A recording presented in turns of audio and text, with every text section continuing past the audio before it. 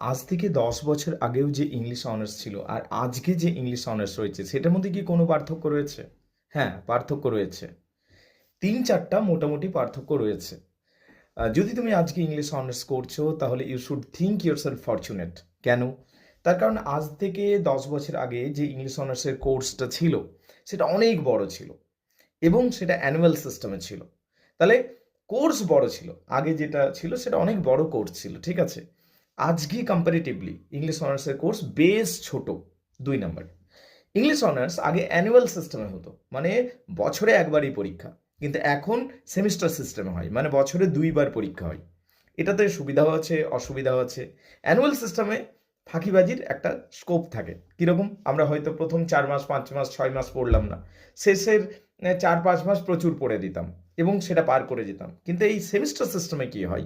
Semester সিস্টেমে মোটামুটি পুরো বছরটাই তোমাকে ভালো করে পড়তে হবে, বুঝতে পারলে? সেমিস্টার সিস্টেমে পুরোটাই ভালো করে পড়তে হবে।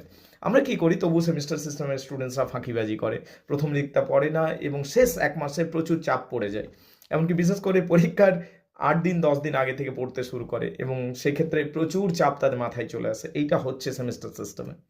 আরেকটা বিষয় বলবো, পার্থক্য আছে আগেকার ইংলিশ অনার্স এবং এখনকার ইংলিশ অনার্সের মধ্যে। আগে যখন আমরা ইংলিশ অনার্স করতাম তখন ইংলিশ অনার্সে মোটামুটি ইংলিশ অনার্স করার পর আমরা ভাবতাম যে শিক্ষকতা চাকরিতে তো বসতে পাবোই, তার কারণ বিএড কম্পালসারি তখন ছিল না। এখন কিন্তু ইংলিশ অনার্স করেও যে তুমি টিচিং জব পাবেই তার কোনো গ্যারেন্টি নেই, তার কারণ ইংলিশ অনার্সের পরেও তোমাকে বিএড করতে হবে, তারপরে চাকরি পাবেই কিনা সন্দেহ রয়েছে। তো একটা ঝামেলার জায়গা আছে এখন। আরেকটা বিষয় বলবো, ইংলিশ অনার্স তখনকার যুগের এবং এখনকার যুগের ইংলিশ অনার্সের মধ্যে পার্থক্য। তখনকার যুগের যে ইংলিশ অনার্সটা ছিল, বুঝতে পারলে, সেক্ষেত্রে আমরা যেটা দেখতাম কলেজের ইনফ্রাস্ট্রাকচার বেটার ছিল সে যুগে।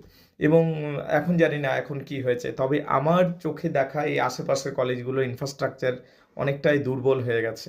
তবে সামগ্রিকভাবে কোর্সের কথাও যদি বলি, কোর্সও এখন অনেকটাই হালকা, যদিও সেমিস্টার 1, 2, 3 এই 3টা সেমিস্টারে হালকা হলেও 4, 5, 6 এই যে পরের যে সেমিস্টারগুলো আছে সেগুলোতে চাপ অনেকটাই বেড়ে গেছে। আগেও যেরকম বেশি ছিল এখনও সেরকম বেশি, পরের দিকে সেমিস্টারের চাপটা মোটামুটি একই রয়েছে। তবে সেমিস্টার 1, সেমিস্টার 2 এবং সেমিস্টার 3 ইংলিশ অনার্স চাপ তুলনামূলকভাবে অনেক অনেক কম আজকের দিনে। সো আরেকটা লাস্ট পার্ট, অনেকে ইংলিশ অনার্সকে আগে ভয় পেত এবং বারবার ফেল করে যেত আগেকার দিনে ইংলিশ অনার্সে, কিন্তু এখন এইরকম কিছু নয়। এখন তুমি যদি ইংলিশ অনার্স করো, সপ্তাহে না হয়, সপ্তাহে একটু বেশি বলা হয়ে যাবে, দিনে 2 ঘন্টা করে পড়ো, ইংলিশ অনার্স এমনিতেই পাস করে যাবে আজকের দিনে। হ্যাঁ, আরেকটাও সুবিধা বলবো, আগে ইউটিউব ছিল না, আর আজকে ইউটিউবের যুগে তুমি সব কিছু ভিডিও দেখতে পারো।